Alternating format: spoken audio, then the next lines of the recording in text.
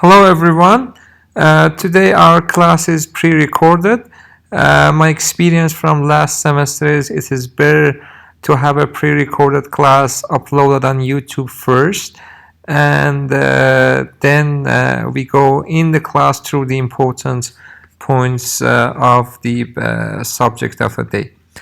So today we're going to talk about the governing equations and also the numerical methods that we will be using throughout our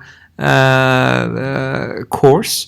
This session will be the most theoretical subjects that we will ever cover in this class because it's pure mathematics and physics, and most of these stuff should be familiar for you if you have taken any fluid mechanics course or any numerical method course, numerical solution method course. But if you haven't, no worries with that, because we're going to cover the basics that we would need for our class. So basically, we will start with our basic governing equations. If you remember from our last session, we said the whole purpose of CFD simulation is to find out unknowns in our fluid systems, and we defined our unknowns to be 5 parameters, 3 velocities, u, v, w in 3 directions, plus your pressure and temperature. So these are the 5 unknowns, and as we said previously, we need 5 equations for them to be able to solve them. Now we're going to dive in deep into the equations to see what the equations are, what are the conditions, and how we can basically solve them. The first and foremost important equation is called conservation of mass or continuity. Generally speaking, I forgot to mention this. All these equations are called conservation laws or conservation equations. So conservation of mass, conservation of momentum, and conservation of energy. Or other names like continuity equation, which is same as the conservation of mass, Navier-Stokes equations. Remember, Navier-Stokes are 3 equations, right? X, Y, Z direction. So conservation of momentum or Navier-Stokes equation, conservation of energy, or simply energy equation.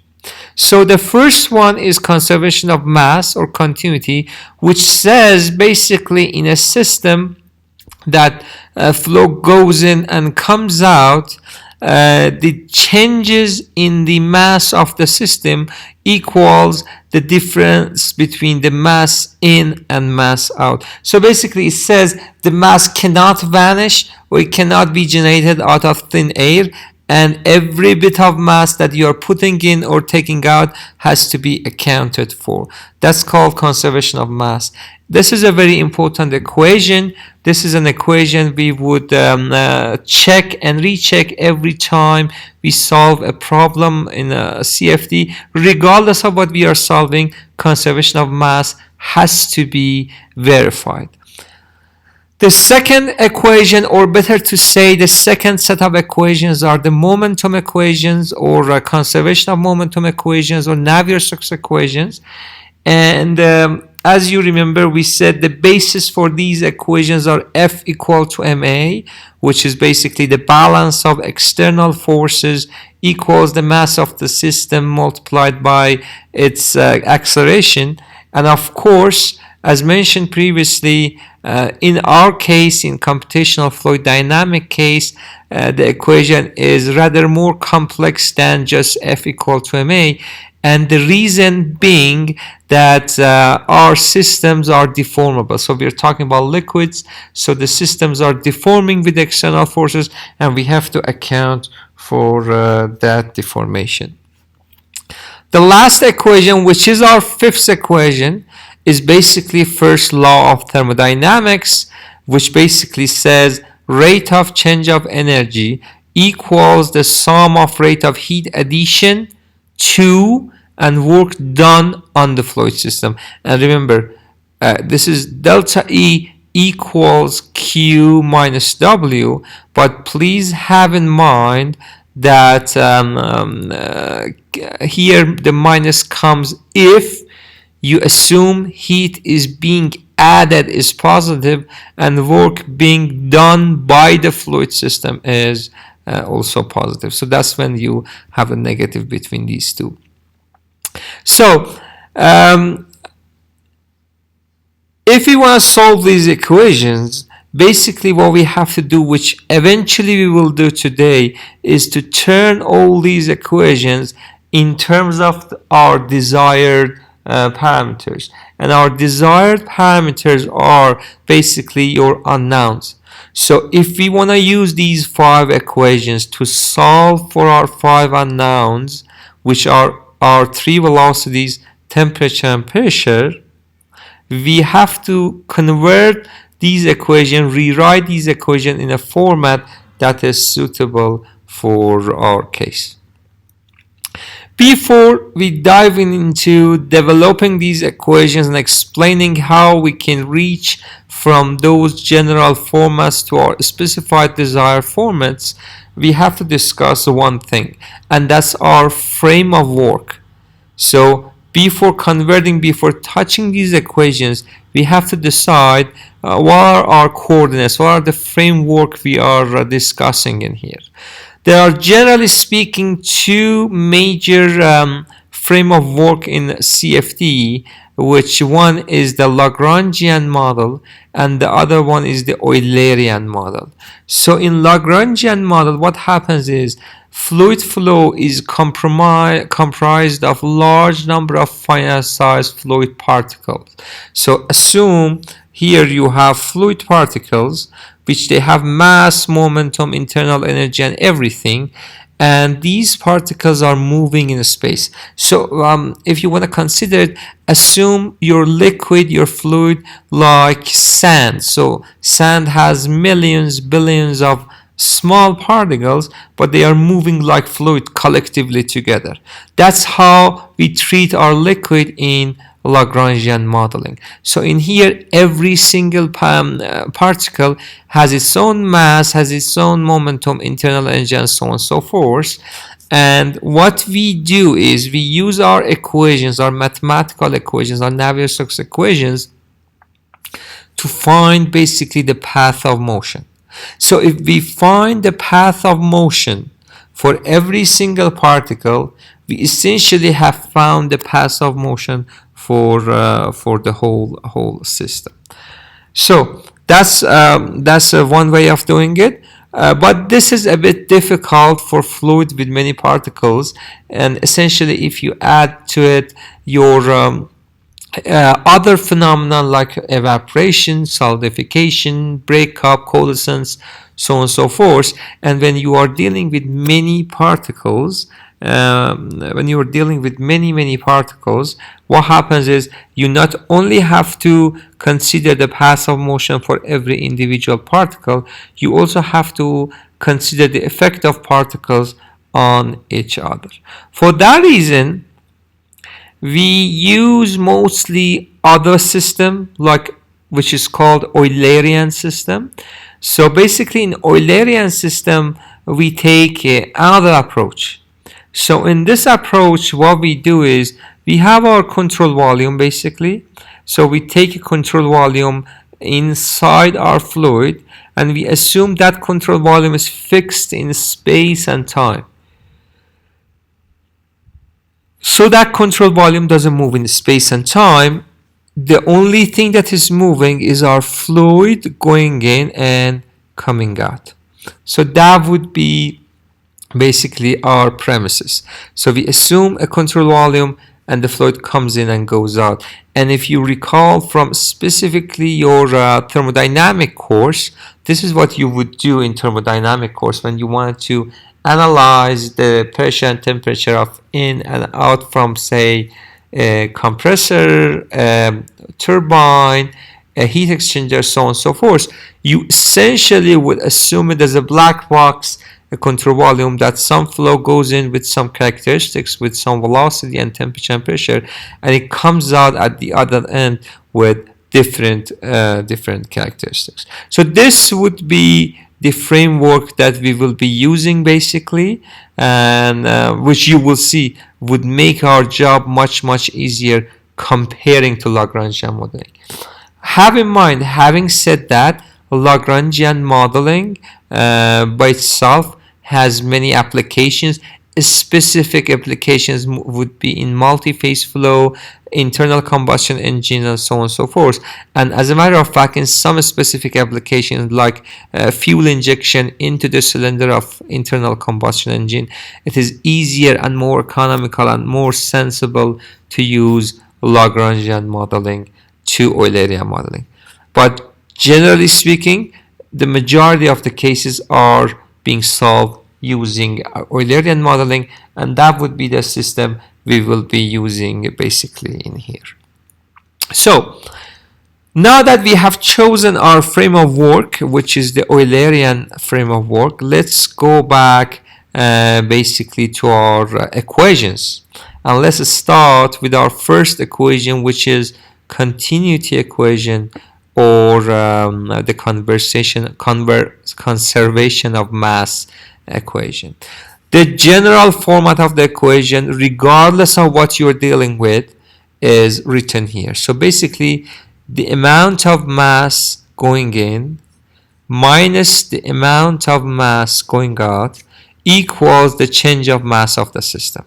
And of course, they are m dot because everything is per second per time, right? So we have to consider the time parameter in here as well, right? So dm over dt equals m dot in minus m dot out. So this is a general format of our equation, but we need to change this format to be suitable for our specific application, because we need to have our parameters in this equation, which are our velocities, temperature, and the pressure. So this is how we do it basically. If you recall from your fluid mechanics course, the way we do it is basically we take this dm dt and m dot in and m dot out, and if you want to write this equation for simple systems, simple control volume, and by simple we mean there is no change in the mass of the system, so whatever comes in goes out. In that sense, your dm over dt would be 0, right? Because there's no change by time in the mass. So m dot in equals m dot out. And for simple systems, for basically incompressible systems, your m dot in would be rho 1 a1 v1, which you see here. This is a1, this is a2, equals to rho a2 v2. And if we consider it's an incompressible flow, which means your rho or your density doesn't change, then we can get rid of that, and our equation becomes a1 v1 equals a2 v2. Okay, so this would be our equation, and a is our cross-section area and v is our velocity. But still, this is a simplified format of it. It won't be useful, I'm afraid, in our CFD simulations, so we have to come up with more generalized format of the above equation. So what we do is we go to do that. To do that, we start converting or rewriting our equation using our basic assumptions in developing all of our equations. So our equation will be written over a control volume. Okay, so we would assume a control volume, and we would rewrite our equations on the control volume. It's a general control volume, and there is no specific assumption about this control volume except one. So we only have one assumptions for this control volume, and that assumption is this is an infinite small control volume. So the sizes of these control volume is dx, dy, dz. So differential size control volume. Okay, And you would say, you might think, okay, what do you mean by small size control volume? Whatever is small, I assume there's also smaller one, right? So for that reason, the answer is we are considering a differential size control volume. Theoretically speaking, in mathematics, the infinite small control volume is infinite small. There is nothing smaller than that. But since we want to write our equation, we have to be practical. We assume it to be small enough, and whatever difference we have with infinite small, that would basically consider our numerical error in here. So that's one of the sources for our numerical error and physical error, because we cannot practically consider infinite small control volume. Now that we have our control volume and it's small, we start writing basically the amount of mass flow on each faces. So the amount of mass going in x direction, the amount of mass coming out in x direction, y direction, and z direction. Then we would calculate the net mass flow, which is out minus in or in minus out in each direction. So we would calculate the net mass flow in x direction, the net mass flow in y direction, and the net mass flow in z direction. Okay, then since mass is a scalar, meaning it's not a vector, we would add up all three net flows to come up with the total net flow from our control volume or to our control volume. So that's how we basically come up with our continuity equation for our system. So let's have a look at how we would write the mass balance on each side or on each direction of our control volume. So on x direction, this is the mass out minus mass in. And have in mind, we are only writing this side of our equation. So for now, let's put aside dm over dt. We will come back to that. So we are only writing the right hand side of our equation on each direction. And in here you see this is mass out, this is mass in. So we would write the mass out minus mass in. After simplification, basically it becomes d rho u, which is velocity in x direction, over dx dy dz. With the same analogy, on y direction, our mass flow would be, net mass flow would be d rho v over dy dx dy dz. On z direction, it would be d rho w over dz dx dy dz. Now, the next step would be adding these up and also taking care of the left hand side of our equation, which is dm over dt.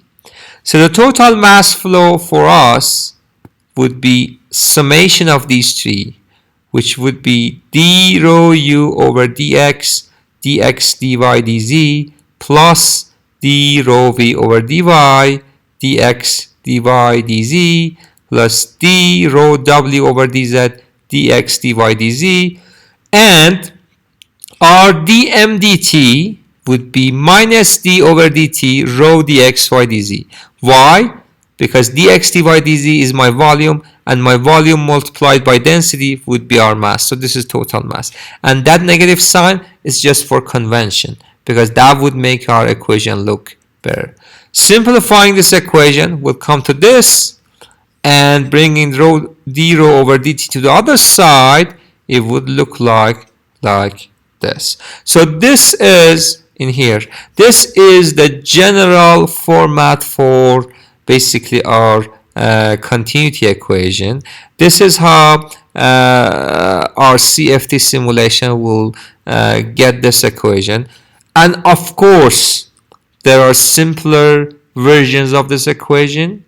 So there are versions that, depending on the situation, you can make this much simpler. For example, if we are dealing with a steady state incompressible flow, meaning steady state means nothing changes with time, and incompressible means our density is constant. If we consider these two, your d rho over dt will be 0 because nothing changes with time, and since the density is constant, it will come out of differentiation and will be simplified to this equation. But this is again only for incompressible steady state simulations conditions.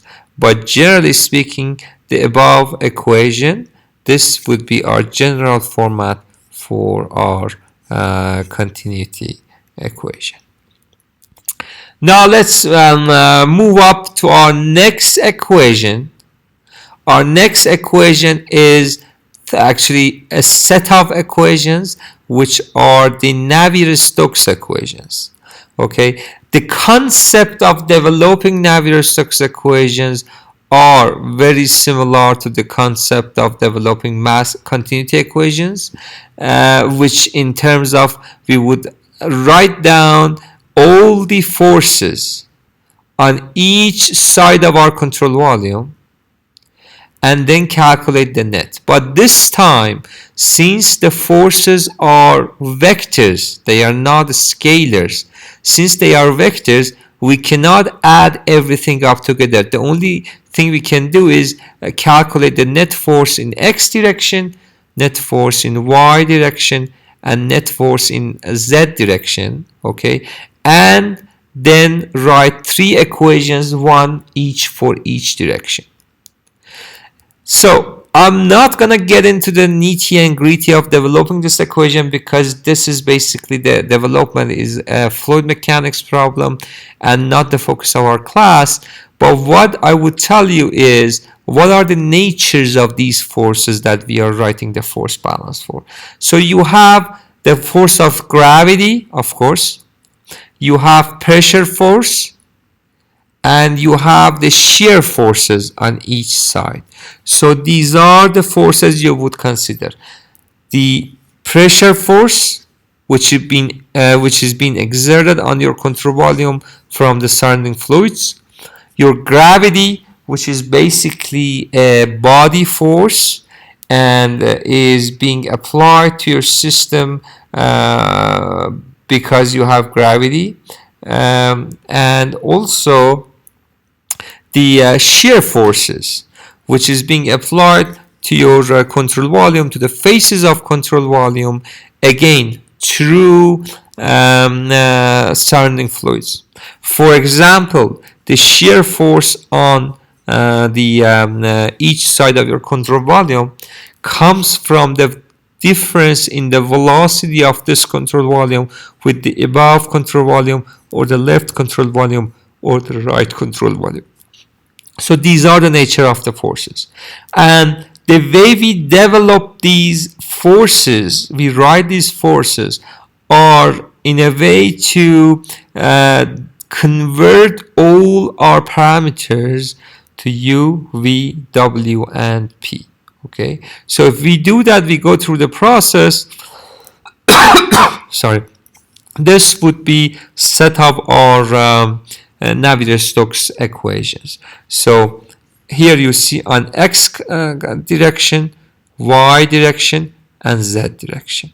So in here you have the time parameter, the convective parameter, the pressure forces, the viscous forces, and the body forces, which is the gravity. So the pressure force in here comes from balancing the pressures on each side of your control volume.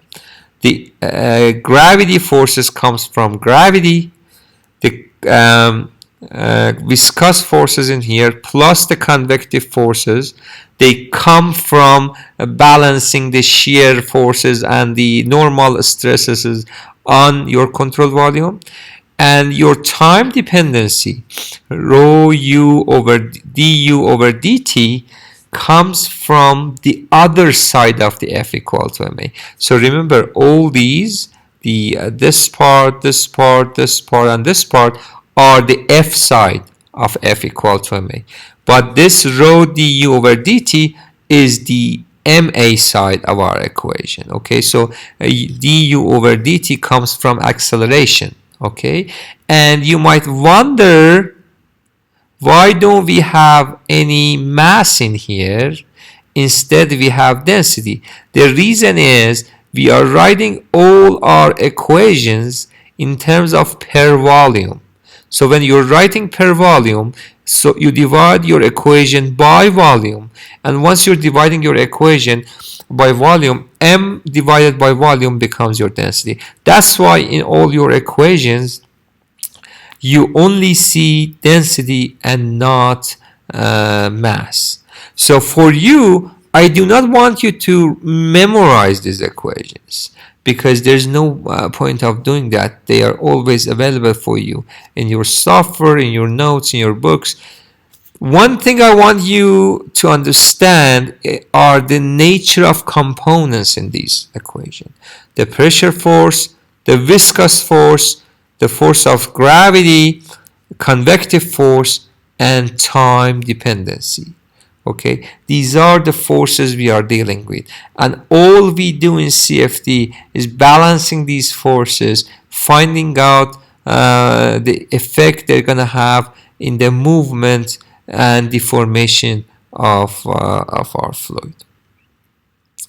Then again, the same equations, these are in Cartesian coordinates, these are in cylindrical coordinates, and again, you don't need to memorize them, but if you want to have a general format in your mind, this is a better format to remember. The Cartesian format, it makes more sense generally speaking, and it's easier to remember. So the last equation that we have is the energy equation. And basically in energy equation, as we said, you are dealing with the first law of thermodynamics, which is the rate of change of energy of a fluid particle is equal to the rate of heat addition plus the rate of work done. So, and remember, energy is not a vector, it's a scalar, okay? So there's a specific thing to remember about the energy equation, is that energy equation is only in terms of your velocity and temperature.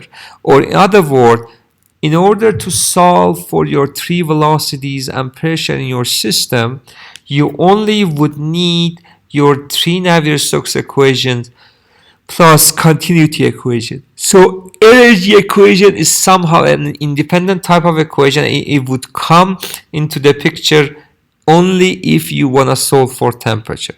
So there are many systems that we do not have heat transfer in it, and we do not consider temperature distribution in it. So we only solve the three Navier-Stokes equations and the continuity equation for it.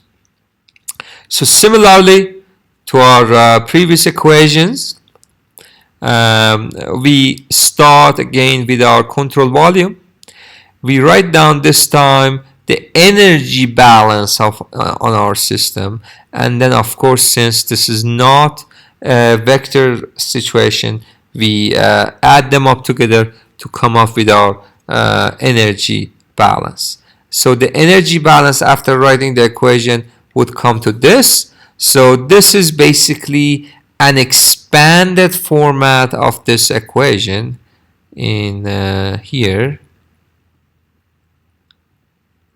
this one, which is basically change of energy inside your system equals to your heat addition to the system minus work done on the fluid elements. So if you expand this on your system, you would come up with this equation.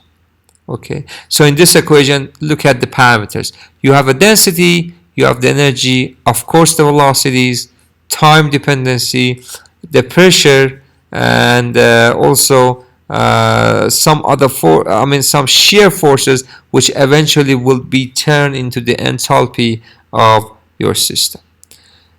So here are some vector operations for you. These are just mathematical notations, has nothing to do with our CFD, but I've included them in here just to be able to better understand the notation that we are using in here.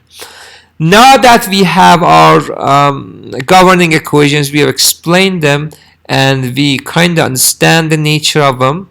Now we turn into our second problem or second part of our simulation, which is trying to understand how are we going to solve these equations. Because if you look at these equations, these are extremely difficult, highly nonlinear differential equations, and solving them requires specific methods which we will be covering in our solution methods. So in our solution methods, we will be talking about the ways to solve our governing equations. So let's just start with our solution methods. Here, as far as we're concerned, at this stage, we are no more dealing with a physical problem. Here, what we are dealing with is set of numerical equations, set of mathematical equations that we have to solve them. There are different methods, numerical methods, that are basically customized for physical problems. So these methods are not specific to physical problems. Literally, they come with a mathematical, pure mathematical background. But what happens is they are being used widely in CFD or solid mechanics, so on and so forth. And through the time, they have been optimized for that. So that's why we call them the numerical methods for physical problems. The majority of the codes, the majority of the problems are being solved using two methods, the FVM or finite volume method and FEM or finite element method. And we say 75, 20% and 5%, the rest of the methods like finite difference method, spectral method, boundary element method, vorticity based, lattice, Boltzmann, so on and so forth. We are putting out these numbers, these percentages with the CFD in mind. So we are only talking about computational fluid dynamics, okay? So because if you go to other realms such as solid mechanics, these percentages would be different. For example, in solid mechanics, the majority of problems are being solved using finite element method, not finite volume method. So let's have a look at them. We're going to cover three methods basically today: the finite difference method, finite volume method, and finite element method. For the reason that finite difference method was the first method that was used for CFD calculations, is a fairly simple method, and still it is useful for two-dimensional problems, one-dimensional problems, of course simple two-dimensional problems. It's very, very useful for understanding the basics of computational fluid dynamics, and that's why we are covering this method. The next two, the finite volume method, of course we will be covering that because that's the majority of the method, that's the most important method that is being used. And also finite element method that is useful for specific cases, and it's good to understand how it works. So the first method, the finite difference method, as I said, this was the earliest method that was used. So everything was built on the basis of this method. In this method, you divide your domain into series of mesh points.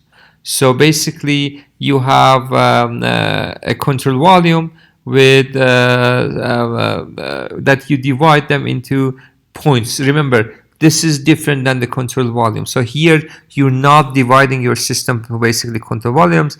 Rather, you divide your system to points, and the whole premise of this method is once you have your points, you discretize your governing equations to be on those points, then calculate or solve your equations for your 5 unknowns on those points. So basically at the end, in finite difference method, you're going to have your 3 velocities, temperature and pressure on these points only.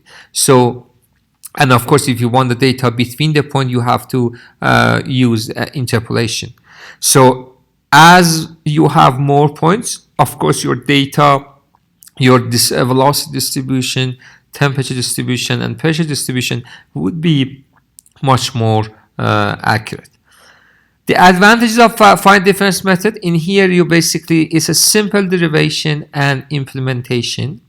And the disadvantages are it is basically limited to simple grids, and it does not conserve momentum, energy, and mass on very coarse grid. So you need a level of refinement in here in order to be able to get a sensible result. So in this method, you basically discretize the geometrical domain to define the numerical grid. So basically, as we said, you divide your domain into points, and on each node, we call them node, each points, on each node you consider your unknowns. Okay, so, and going back to our equations, sorry,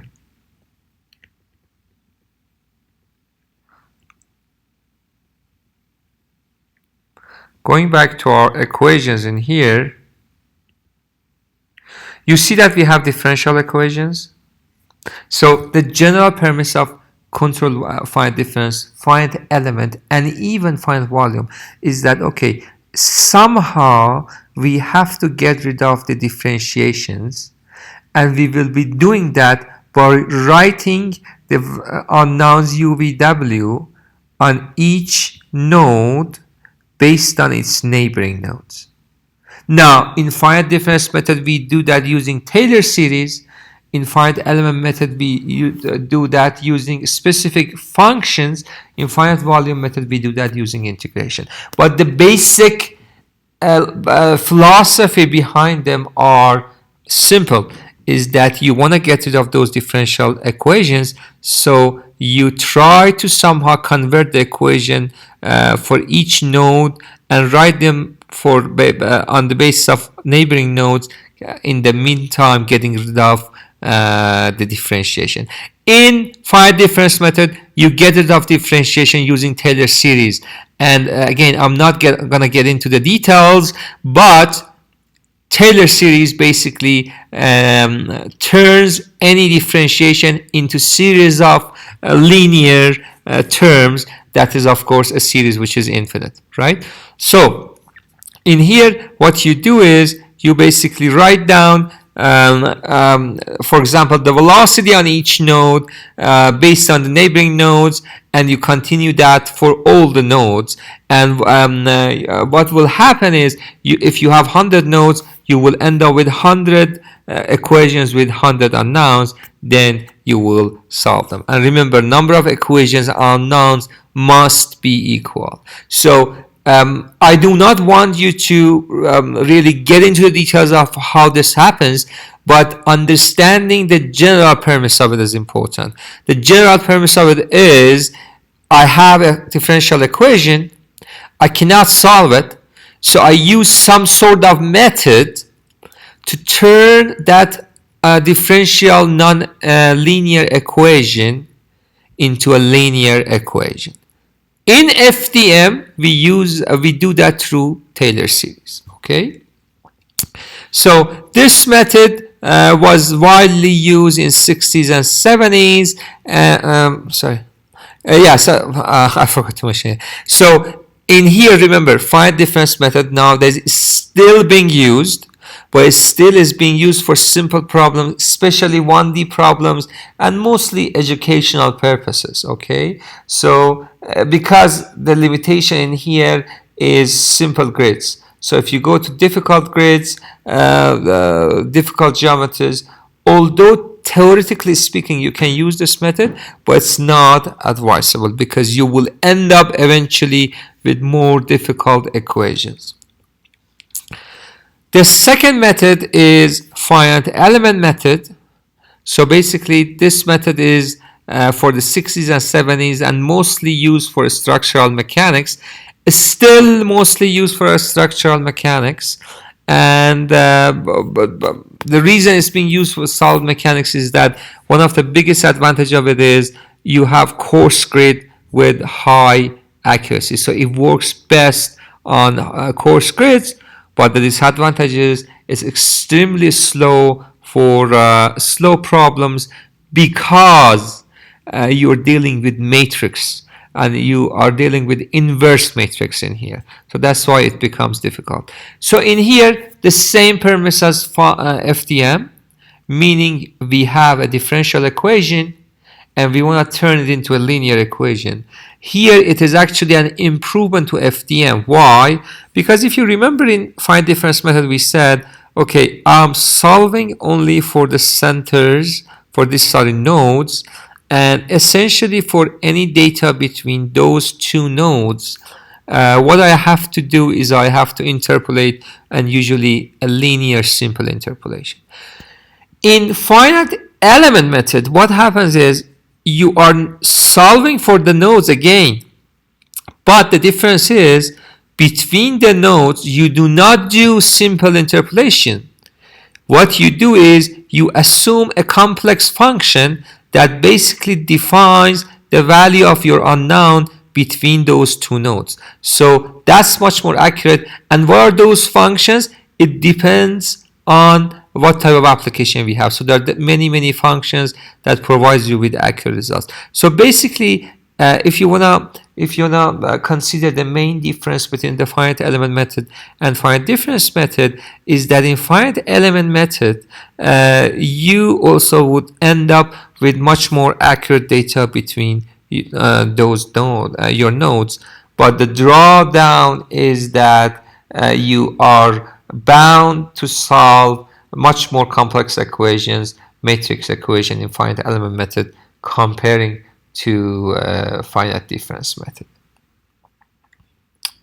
So now let's move on to our main method, to our finite volume method, which is being widely used in CFD, which is the basis for many softwares that we use for CFD, including ANSYS Fluent. So ANSYS Fluent also uses finite volume method for its calculation. So in here we are actually going back to the method that we used to develop our equations in the previous section. So here we divide our domain into control volumes. So what we do is we are dividing our domain into small control volumes, like here. So our general geometry is being divided to small differential size control volumes. And remember why we also say here differential size? Because we want to use the Navier Stokes equations, the continuity equations that were developed with the promise of infinite small differential equation. So what we do is, in order to solve those equations on our whole geometry, we divide our geometry to small control volumes and solve those equations for every single of those small volumes. This method is called meshing or mesh generation, which we will be discussing it in length in our next session, basically. So finite volume method, there are, as always, advantages and disadvantages. The big advantages is, since you are dividing to control volumes, no cell shape limit. Your cells or control volumes, remember cell and control volume are basically two interchangeable terms. So you use cells or control volumes has no limit in their shape.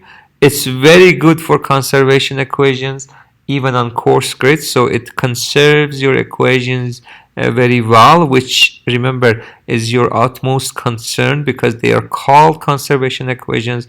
And if you're not conserving mass, momentum, or energy, regardless of what you're doing, that's wrong, because those are the basic principles of any CFD simulation. It is fast, the convergence is fast for large problems, and since it has been used widely in industry throughout the years, there are well-developed solvers for it, and you will not have any problem implementing this method in various situations. So before we explain a little bit that how this finite volume method works, we have to take out of the way some important terminology that basically will be used from now on whenever we discuss our simulations. So finite number of control volumes. The control volumes are called cells, remember, or mesh or cells. So those are the same name for our control volume. The grid defines the boundaries. So the lines are grids, and the surrounding that confines your control volume is called boundaries. And any node, if you have any node on the boundary, is called boundary node. And also the node or the point at the center of each control volume is called computational node. Remember, the center node or the computational node are virtual, imaginary. They don't exist. You don't actually build them into your simulation. All you have are control volumes. But have in mind, if you are solving Navier-Stokes equation or continuity equation or conservation of mass equation for any control volume, and you obtain values for U, V, W, P, and T, those are the values for those parameters at the center of your cell or at your computational node. Remember, so anything we solve, any parameter we find, are for the center node, for computational node. So although that's a virtual point, but it is very important in our calculation because we do every single calculation for that node. So in control volume, control volume method, same as our finite element method and finite difference method, the philosophy behind solution is the same, meaning we have a couple of equations that are mathematically difficult to solve. There are second order differential equations which are highly nonlinear. Same as the two other methods, the way we go around it is to use some sort of process to reduce those differential equations either into lower order differential equations or into altogether linear equations. In control volume method, we use integration. So what we do is we integrate our equations over control volume. So integrate over this control volume in this direction, and if you have third direction, in also the third direction. By integrating, you are doing two things.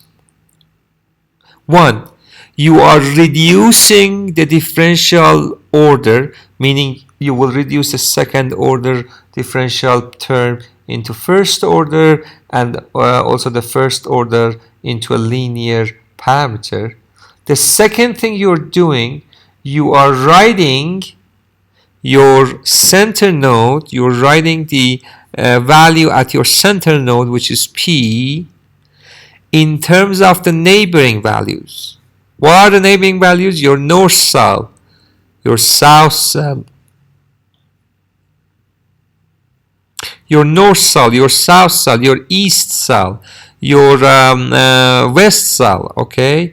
And also, in addition to that, your northwest, your southeast, northeast, and southwest, and also the values at the surfaces.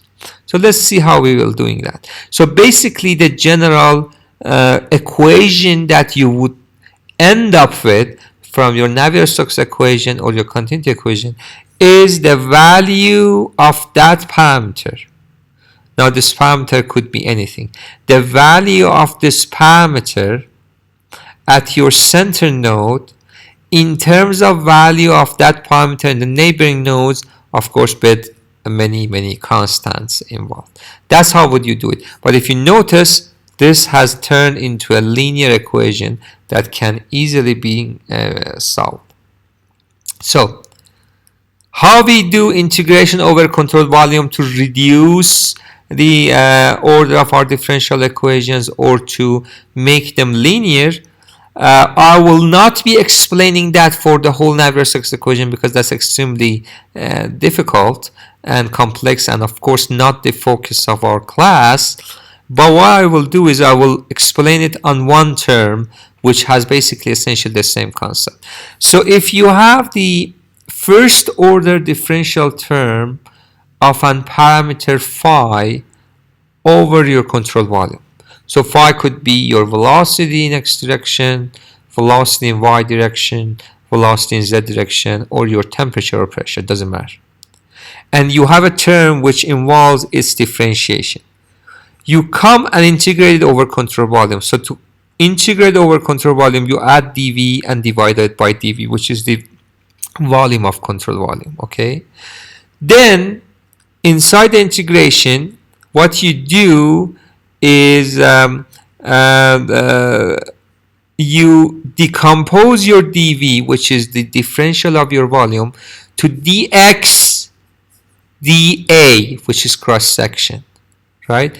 dx will be cancelled out with dx. You will end up with d phi p dap from your west face to the east face, right? Because you're taking integration over the control volume. And if you write down this, it will become phi a at face E minus phi a at face W. The point is, you see, I just turned my differential parameter into a linear equation, same as here, right? You get the concept. So by integrating, I'm writing the differential term at the center node, at the computational node, in terms of the neighboring nodes. Then you convert everything to values at the faces, okay? So that's how the system in here works. But you have to consider one thing, and that's that I only took the integration of first order differential equation, right?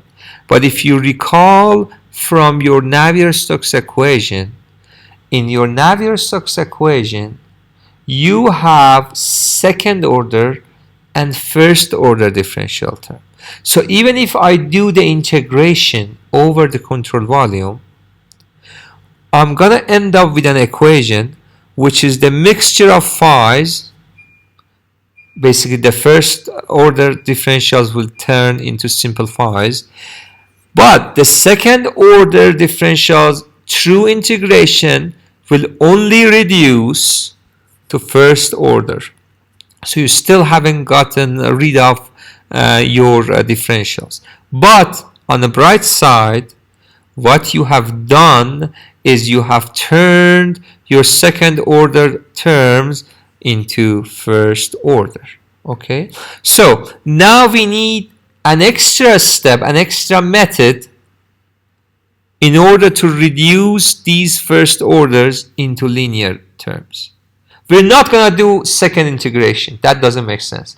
But what we're going to do is using different numerical schemes. Meaning, we would write the d phi over dx at our center nodes using specific equations based on the values at the faces. Okay, so it's some sort of linearization using neighboring faces. Now, let's look at what are the methods. First order upwind is one of the most famous methods. In here, you assume phi pi is equal to upstream phase. So whatever phi e is at this phase would be the phi pi would be equal to that. What are the advantages? It's very easy to implement, very stable calculations, and it's actually one of the best methods to start because it's fairly simple. You have central differencing. Basically, what you do in central differencing is you write the value of phi at your center node in terms of your upstream phase and your upstream node. So this is more accurate than the previous method, right? In previous method, you only use one of the neighboring nodes. In here, you are using two of them. Okay, so it's much more central differencing is much more accurate than basically a first order upwind. The next method is called power law. Basically, in power law, you're again using the same nodes, the upstream node of the first upstream phase plus the first upstream node. But in here, instead of doing the linear extrapolation as you did in central differencing, what you do is you're doing exponential extrapolation. So this is more accurate than the previous method. The other method is called second order upwind. So in here, you're still using two neighboring nodes to calculate phi p. But in here, instead of using this node and this node, you are doing some sort of interpolation because you're using the downstream and upstream all together. The downstream is the phi at the center, at the computational node at the downstream, but the upstream is the upstream phase. This is, of course, again, more accurate than first order upwind, but of course, it's much more difficult to calculate. So remember, as we try to use more complex methods to come up with more accurate result, understandably, we are making simulation more difficult. Okay. So the next method is called quick skim. Basically, what happens in quick skim is you're using now 3 points. So one downstream and two upstream. And needless to say, this is one of the most accurate methods. And basically, it's being used in CFD. But it's generally recommended to start your simulations with simpler format, simple schemes, then moving up to more accurate schemes. So, comparing the numerical accuracy of these methods, basically the first order upwind is considered a first order accurate. Power law is also considered first order accurate. Central differencing, which you would using two nodes and interpolating between them, is considered second order accurate. And second order upwind is also considered second order accurate. The only method which is much more accurate than the others is the quick method, which is third order accurate. So this is much more accurate than the other methods. But have in mind, the way we approach these schemes is that we should understand that as you move to more accurate schemes, your simulation becomes less stable, convergence toward the accurate results becomes more difficult, and it requires more computational time. Remember, at the end of the day, you are solving a numerical simulation. You are solving a mathematical equation using numerical method. And as you would remember from your numerical method course, this entails a try and error and iterative process which requires to be converged to a result. So that's why we say when you go to higher order schemes, although it becomes more accurate, but in terms of iterative process and converging to an accurate result, it becomes less stable and you require more computation time.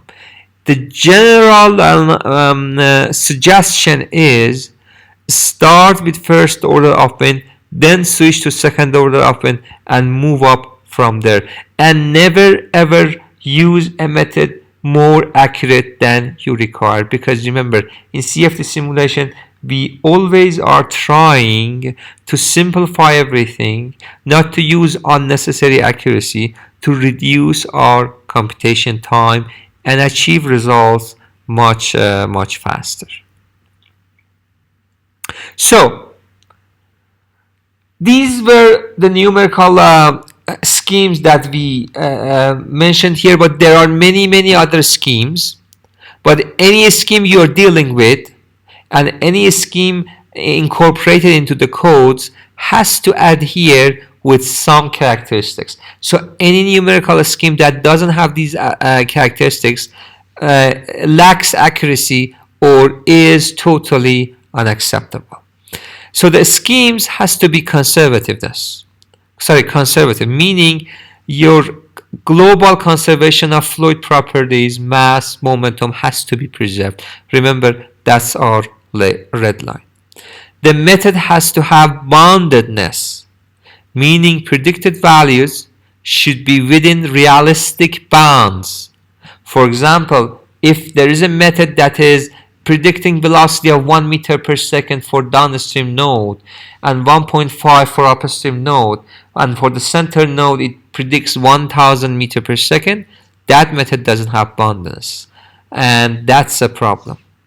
The method has to have transportiveness, meaning, remember, diffusion works in all directions, but convection works only in the flow direction. So any phenomena in your system, if the nature of that phenomena is diffusive, like ink into the water, your schemes should be in a way that mimics properly the characteristics of a diffusive flow.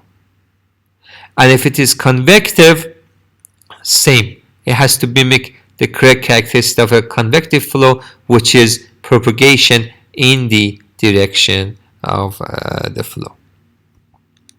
So any of these schemes, and generally speaking the finite volume method, can use a segregated or coupled solution procedure. So whatever we discussed till this point, is for every single cell. Now we are moving a little bit higher and look at the procedure, general procedure for solving all the cells together. Okay, there are two methods: segregated, rather than methods we should say procedures.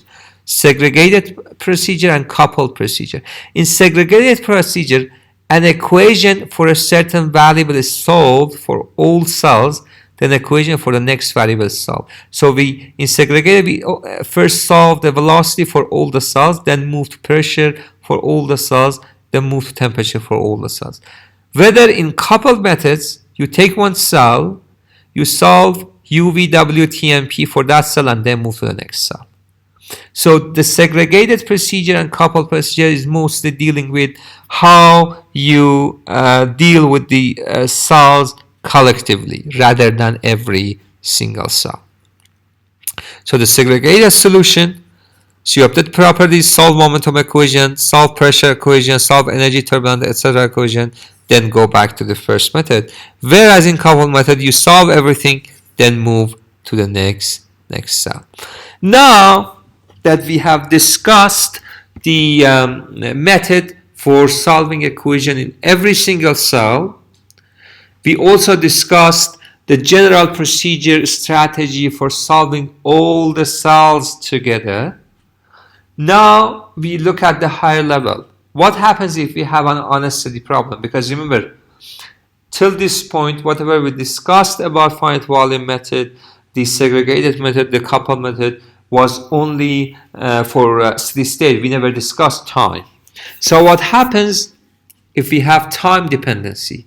Meaning we have to solve our problem every single time step. It's quite simple.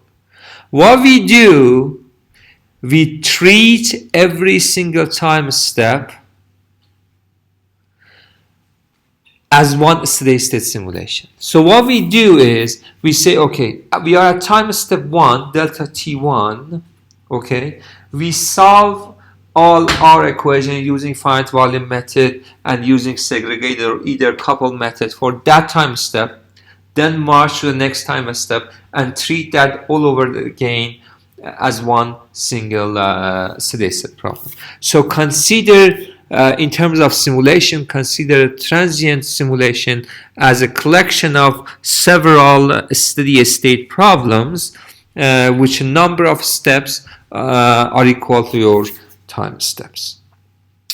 So that was it. We basically covered the generality of governing equations and also the numerical methods. There are a couple of slides regarding common techniques regarding numerical methods, which I won't be discussing them in the class, but I will put them up in the portal for your own study. So this video will be uploaded to YouTube. You will have a look at it. You will hopefully listen to it, and during the class, for a short period of time, say half an hour max, I will cover the most important parts. Thank you very much.